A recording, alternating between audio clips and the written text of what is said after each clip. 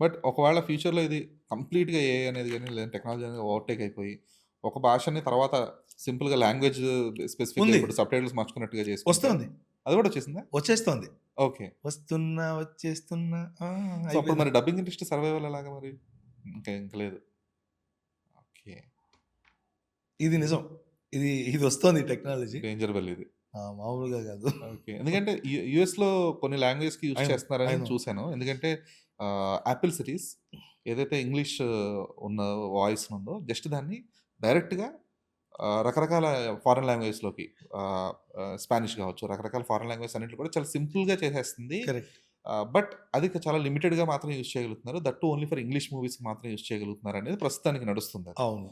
But ఇంకా ఇండియాలోకి అయితే వచ్చింది అనుకోవట్లేదు నేనింకా. హ్మ్. వచ్చిందా? ఏమైనా వాడుతున్నారా? Not yet. ఇంకా లేదు. బట్ టైం పడుతుంది. Yet to come. టైం పడుతుంది కొంచెం. ఓకే. సో, వీళ్ళందరూ కొంచెం ప్రిపేర్డ్‌గా వేరే ఆప్షన్ బీలు పెట్టుకొని రెడీగా అదే. ఉండాలి. మీరందరూ వెళ్లి వేరే పనులు చూసుకోండమ్మా అన్నట్టు సర్దుకోవాల్సిందే. నేనైనా అంతే. ఆ ఆ! ఫీలింగ్స్ తప్పుకోవాలంతే. ట్రూ. ట్రూ.